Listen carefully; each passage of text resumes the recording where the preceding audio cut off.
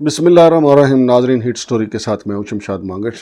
नाजरीन, मुल्क की जो सियासी सूरत हाल है वहाँ पे गड़मासी मचा हुआ है कि कोई समझ नहीं आती कि कौन क्या कर रहा है। अब सदर पाकिस्तान जनाब आरिफ अलवी साहब ने एक नया कटरा खोल दिया है कि उन्होंने तो ऑफिशियल सीक्रेट एक्ट और आर्मी तरमीमी एक्ट पे सिग्नेचर ही नहीं किए, और अगर वो सिग्नेचर उन्होंने नहीं किए तो फिर वो कौन से जिन भूत थे जिन्होंने ये सिग्नेचर किए हैं। चूँकि हमारा सिस्टम ऐसा है और सदर पाकिस्तान के इस स्टैंड की वजह से अगरचे कुछ ना कुछ बेहतरी ये ज़रूर आएगी कि एक बंदे ने चले स्टैंड तो लिया है। और जहाँ तक ये मामला है कि इमरान खान के जो साथी हैं वो आखिरी लम्हात तक जो हैं वो आखिरी गेंद तक लड़ रहे हैं। सदर पाकिस्तान चूँकि इमरान खान की पार्टी के थे और इमरान खान की पार्टी ने उन्हें सदर पाक मुंतखब किया था, और सदर पाकिस्तान इससे पहले भी कई मौके पर अहम किरदार अदा कर चुके हैं इमरान खान साहब के लिए, और वो कोशिश भी करते रहे हैं कि इस्टेब्लिशमेंट के साथ मामलात हो जाएं, लेकिन बदकिस्मती ये है कि नहीं हो सके। और अब मामला यहाँ तक पहुँचा है कि ऑफिशियल सीक्रेट एक्ट के तहत जो एक तो इमरान खान की गिरफ़्तारी डाल दी गई, चूँकि 22 तारीख को इमरान खान की रिहाई से मुतल्लिक़ केस इस्लामाबाद हाई कोर्ट में लगने वाला है। कहा जा रहा था कि वो इमरान खान की रिहाई हो जाएगी, लिहाजा उससे पहले उनकी गिरफ़्तारी डाल दी गई। उसके अलावा गुज़िश्ता रोज़ जनाब शाह महमूद कुरैशी ने इस्लामाबाद में प्रेस कॉन्फ्रेंस की, उसके फौरी बाद उन्हें गिरफ़्तार कर लिया गया। फिर असद उमर जो तकरीबन पीटीआई छोड़ चुके थे, सैफर वाले मामले में ही उन्हें गिरफ़्तार कर लिया गया।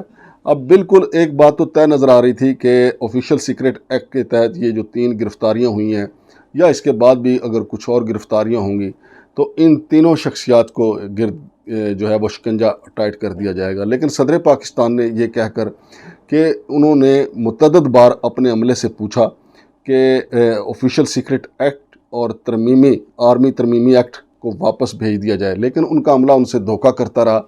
अब बात तो ये है कि चूँकि ये बड़ा ही सदर पाकिस्तान सुप्रीम कमांडर भी हैं, चाहिए तो ये कि उनके इस ट्वीट के बाद इस मामले की तहकीकात हों, लेकिन पीडीएम की तरफ से तोपों का रुख जो है वो ईवान सदर की तरफ कर दिया गया है, बल्कि सीधा सीधा कहा जा रहा है कि वो नाअहल हो गए हैं। इस ट्वीट के बाद, इस एतराफ़ के बाद वो नाअहल हो गए हैं, या इस इंकशाफ के बाद वो नाअहल हो गए हैं। हालांकि ये सदर पाकिस्तान कोई मामूली शख्स नहीं है, कोई छोटा मोटा आदमी नहीं है, कोई किसी थाने का SHO नहीं है जिसने ये कह दिया कि मिसल मुकदमा पे उनके साइन नहीं हुए। वो सदर पाकिस्तान है, अफवाज पाकिस्तान के भी सरबराह हैं। उनके इस बयान के बाद बड़े पैमाने पे तहकीकात होनी चाहिए कि वो कौन लोग थे जिन्होंने ये बग़ैर सिग्नेचर के इसको कानूनी शक्ल दी। ईवान यहाँ पे जो हमारी वजारत कानून व इंसाफ है, उनका ये कहना है कि जी सदर पाकिस्तान के ट्वीट ने आइन को मजरू किया है। लेकिन देखना ये चाहिए कि अगर सदर पाकिस्तान ने साइन नहीं किए, जैसा कि वो कह रहे हैं कि मैंने साइन नहीं किए, तो फिर आईने पाकिस्तान को मजरू तो उन लोगों ने किया है जिन्होंने सदर पाकिस्तान के दस्तखतों के बग़ैर ही या उनके जाली दस्तखत करके या स्कैन करके ये मामला किसी तरीके से भी चलाया गया, इसको आइनी और कानूनी शक्ल देने की कोशिश की गई, तो आइन को मजरू उन्होंने किया है। अब आइन को अगर मजरू होने से बचाना है तो इसकी तहकीकात होनी चाहिए, जुडिशल इसकी इंक्वायरी होनी चाहिए कि वो कौन लोग थे। कुछ बड़े नामवर तजियाकार कह रहे हैं कि इसमें बड़े ताकतवर लोग शामिल हैं। अगर ताकतवर लोग भी शामिल हैं तो इसकी तहकीकात होना चाहिए।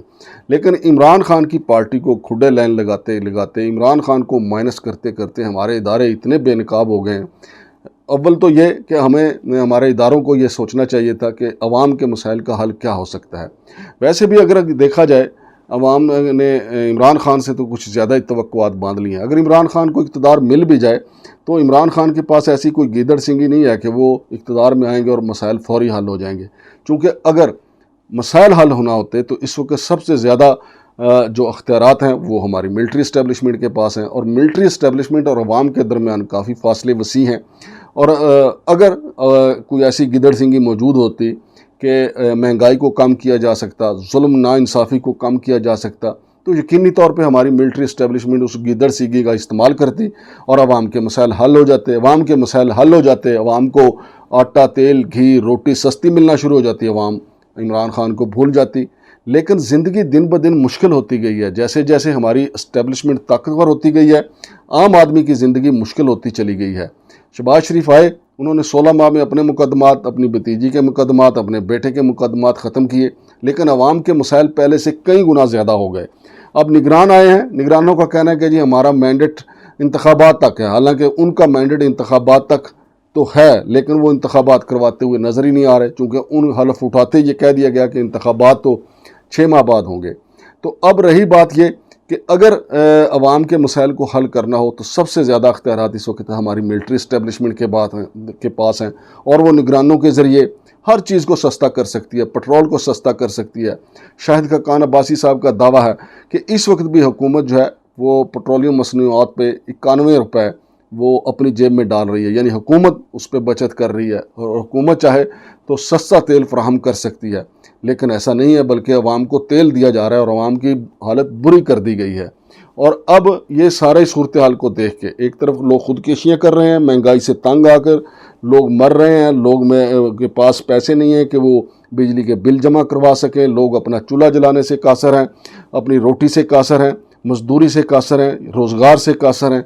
लेकिन ऊपर से आप ये देखें कि एक नया मामला शुरू हो गया है कि जनाब सदर पाकिस्तान कह रहे हैं कि उन्होंने ऑफिशियल सीक्रेट एक्ट पे साइन ही नहीं किए। तो मुल्क के नामवर कानूनदान जनाब चौधरी एतजाज़ हसन को कहना है कि चूँकि सदर पाकिस्तान ने इस बात पे इतराज़ उठा दिया है या निशानदेही कर दिया है कि उनकी मर्ज़ी के बगैर ही, उनके सिग्नेचर के बगैर ही ये बिल जो हैं वो भिजवाए गए वजारत कानून और इंसाफ को, और इनको आइनी और कानूनी शक्ल दी गई, लेकिन सदर के इतराफ़ के बाद या इंकशाफ के बाद ये दोनों बिल जो हैं लैप्स हो जाते हैं। लेकिन कुछ जैसे कि जस्टिस शाइक उस्मानी साहब वो कह रहे हैं कि जी चूँकि 27 घंटे के बाद सदर पाकिस्तान ने ये इंकशाफ किया कि इसके ऊपर उनके दस्तखत नहीं है, तो जब टीवी पे या इलेक्ट्रॉनिक मीडिया पे खबरें चली थी तो उनको फौरी तौर पे उस वक्त कहना चाहिए था। बहरहाल उन्होंने भी कहा कि इसकी तहकीकात होना चाहिए, लेकिन अब ये मामला फिर दोबारा से जाएगा सुप्रीम कोर्ट में। यकीनी तौर पे चौधरी एतजाज़ हसन, लतीफ़ खोसा, शुएब शाहीन जैसे जो सीनियर वकला हैं इस मामले को उठाएंगे। सदर पाकिस्तान का जो ट्वीट है उसको और सदर पाकिस्तान को फ्रीक बनाते हुए ये मामला जाएगा सुप्रीम कोर्ट में, और एक बार फिर सुप्रीम कोर्ट पे बहुत दबाव आ जाएगा। पहले आपको पता है कि पंजाब और खैबर पख्तूनख्वा में इलेक्शन करवाने के हवाले से हमारी सुप्रीम कोर्ट बहुत दबाव में रही। फिर उसके बाद प्रोसीजर एंड प्रैक्टिस जो बिल था उस हवाले से जो फैसला तो सुप्रीम कोर्ट ने दे दिया, लेकिन उसके ऊपर भी काफ़ी सुप्रीम कोर्ट पे दबाव रहा। और अब नैब तरामीमी बिल जो हैं उस पर भी सुप्रीम कोर्ट के चीफ जस्टिस जनाब उमर अताब बंदियाल साहब ने ये कहा है कि वो ये फ़ैसला दे के रिटायर होना चाहते हैं और वो शर्मिंदा नहीं जाना चाहते। तो इसलिए उनके ऊपर जो है वो सोशल मीडिया पे उनकी काफ़ी ट्रोलिंग हो रही है और उनके ख़िलाफ़ काफ़ी जो है वो महाज गर्म है कि वो नैब तरमीमी वो जो तरमीमी कानून है अगर उसको नल एंड वाइड कलअदम करार देते हैं तो शहबाज शरीफ एंड कंपनी के केसेस दोबारा से खुल जाएंगे, और वो केस दोबारा खुल जाते हैं तो फिर 16 माह की हुकूमत का क्या फ़ायदा। तो इसलिए उमर अताब बंदियाल साहब के ऊपर जो है दोबारा से सोशल मीडिया ने जो फायर खोला हुआ है। और इसके अलावा नाज़रीन ये भी आपको बता दूं कि अब मुस्लिम लीग नून की सारी उम्मीदें जो हैं जस्टिस फाइज़ ईसा साहब की आमद से मुतल्लिक हैं, क्योंकि वो 16 सितंबर के बाद वो चीफ जस्टिस ऑफ पाकिस्तान बन जाएंगे। कुछ भी हो ये मामला जो है ऑफिशियल सीक्रेट एक्ट वाला और आर्मी एक्ट में तरमीम वाला ये मामला सुप्रीम कोर्ट जाएगा, और इसकी समाअत होने तक अगर हो सकता है, मुमकिन है ये भी है कि फौरी तौर पे ही कोई बड़ा रिलीफ सुप्रीम कोर्ट से मिल जाए और सदर पाकिस्तान का जो ख़त है या सदर पाकिस्तान की तरफ से कोई वकील सुप्रीम कोर्ट में पेश हो जाए कि वो नहीं मानते कि उन्होंने सिग्नेचर किए हैं, और सुप्रीम कोर्ट इसको फिल वक्त जो है वो इसको मुअत्तल करके और इस बात की इंक्वायरी का हुक्म दे दे कि इसका फ्रांजिक करवाया जाए कि आया सदर पाकिस्तान ने सिग्नेचर किए या नहीं। लेकिन सवाल ये पैदा होता है कि इस बात की जल्दी किसको थी कि सदर पाकिस्तान चाहते हैं कि ये कानून ना बने, लेकिन कौन चाहता था कि ये कानून जल्दी बने और सदर पाकिस्तान को पता भी ना चले। अगर सदर पाकिस्तान का अमला जो है उनसे झूठ बोल सकता है तो उस अमले को शामिल तफ्तीश करके हमारे जो इदारे हैं 5 मिनट में अगलवा सकते हैं कि उनको किसने कहा था कि जी आप इसको कानूनी शक्ल देने दें। लेकिन ऐसा होगा नहीं, क्योंकि हमारे यहाँ उल्टी गंगा बहती है। सदर पाकिस्तान कह रहे हैं कि मैंने साइन नहीं किया, और बजाय इसके कि सदर पाकिस्तान का हमारे जो सियासी जमातें उनका साथ देती हैं वो उल्टा उन्हीं से इस्तीफ़े का मुतालबा कर रही हैं। और कल कलां को इन्हीं सियासी जमातों का कोई अपना सदर होगा, फिर ऐसी सूरत हाल उससे वो दो चार होगा तो फिर ये कहेंगे देखें जी हमारे साथ ज़्यादती हो गई। तो सदर पाकिस्तान का जो मौक़िफ़ है अब जाएगा सुप्रीम कोर्ट में, और सुप्रीम कोर्ट पे एक दफ़ा फिर पहले की तरह दबाव बढ़ेगा। लेकिन इस सारे मामले का अवाम को कुछ फ़ायदा नहीं होगा, सवाए इसके कि तंदूरों पे बातें होंगी, गली बाज़ारों में बातें होंगी, महंगाई अपनी जगह पे कायम रहेगी, बल्कि जब तक इस केस की समाअत मुकम्मल होगी महंगाई और ऊपर जा चुकी होगी। बताया जा रहा है कि बहुत जल्द जो है वो पेट्रोलियम मसनूआत की कीमतें 350 रुपये फ़ी लीटर तक चली जाएंगी। जब 350 रुपये फ़ी लीटर तक कीमतें चली जाएंगी तो उसके बाद आप अंदाज़ा लगा लें कि महंगाई कहाँ खड़ी होगी। और फिर इसी तरह ये भी बताया जा रहा है कि डॉलर जो है वो भी 300 क्रॉस कर चुका है और वो भी मज़ीद ऊपर जाएगा। लिहाजा इन केसों का ये सियासी जो ये हमारी जो मीडिया है, इलेक्ट्रॉनिक मीडिया, उसके लिए तो बड़ा ज़बरदस्त है ये कि उसके ऊपर जनाब अली सुर्ख पट्टियाँ चला के धमाल पड़ रही है उसके ऊपर। और आइंदा 2, 4, 6 दिन, हफ्ता, महीना, ये जब तक केस चलेगा इसमें धमाल पड़ती रहेगी, रेटिंग भी आती रहेगी। लेकिन सवाल ये है अवाम को क्या मिलेगा? कुछ भी नहीं। अवाम को महंगाई, बेरोज़गारी, बदअमनी सब कुछ मिलेगी। और हमारे रियासती इदारों को यह भी देखना चाहिए कि सिर्फ PTI के ख़िलाफ़ जब आपने जाना है तो PTM ने यहाँ पे जो इस्लामाबाद में जो तरनौल के मुकाम पे जो धरना दिया और वहाँ पे जो रियासती इदारों के ख़िलाफ़ जो ज़बान इस्तेमाल की गई वो कैसे जायज़ हो सकती है?